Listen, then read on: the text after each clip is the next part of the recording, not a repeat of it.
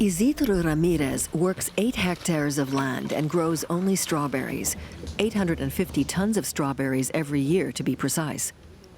The state of Michoacán is Mexico's main strawberry growing area, but the farming has taken its toll on the land. Water levels in the river here have dropped.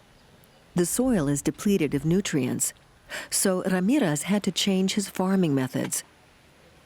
He bought up more land and installed a new irrigation system.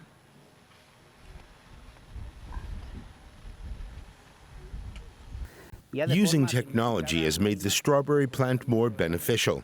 In rural areas especially, it takes many liters of water to grow 1 kilogram of strawberries. But if you use this type of irrigation, you only need around 30% of the volume. And improving water management is one of the main goals of Madre Tierra, a program that supports hundreds of small-scale strawberry farmers. It aims to secure a reliable income for farmers while not harming the environment. It brings together non-profit organizations like TechnoServe and international food giant Danone. Danone comes regularly to collect large quantities of strawberries, saving farmers the cost of transport. Isidro Ramirez's farm now employs 40 people. Some of them even returned from the U.S., attracted by the good pay. We're not just creating our own income now, we're even able to employ others. That helps to stop people leaving this region to go to the cities or other countries. We want people to gain a foothold here, in their home country, and produce something. He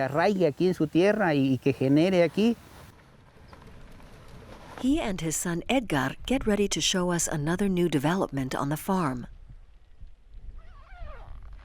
After a consultation with the German development agency, GIZ, they created strips of green between the fields and brought in beehives.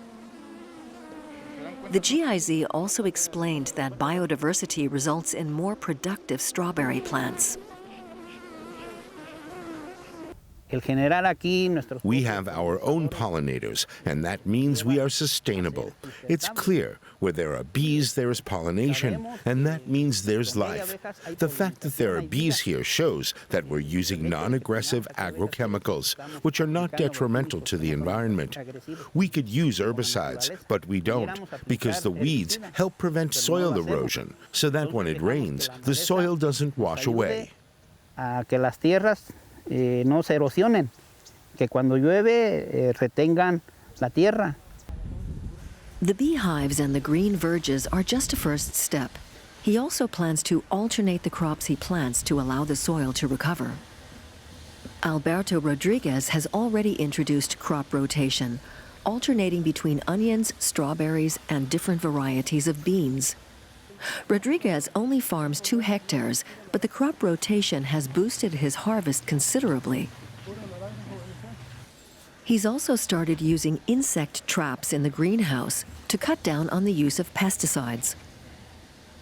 We had the problem that our plants were diseased. Sometimes we just had to guess what it could be. We really didn't know what was wrong. Now TechnoServe has provided us with insect traps to identify the pests. It's helpful. We want to use products that are not harmful to the environment.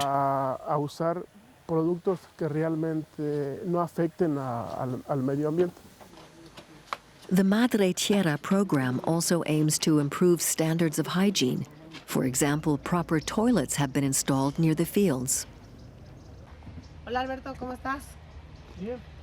One thing that's very new for Alberto Rodriguez is a farming app.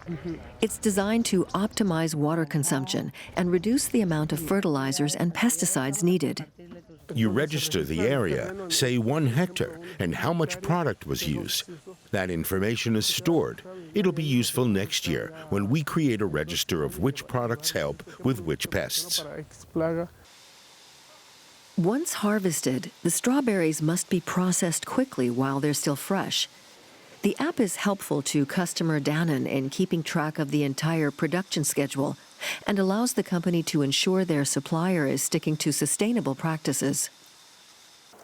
Danin's regional sourcing manager, Jean-Marie Garbeau, says everyone benefits, the farmers, the company, and the environment. We think the value chain can be transformed into a prosperity chain. We benefit from being able to use various supply lines, which limits the amount of risk for the company, while at the same time ensuring the farming methods are sustainable. Además de también construir el tipo de modelo sustentable. But the big question is, can a monoculture be genuinely sustainable? Rodrigo Medellin has his doubts. He's an ecologist at the biggest university in Latin America. If we plant just one species of crop over large areas of land, we'll feel the effects.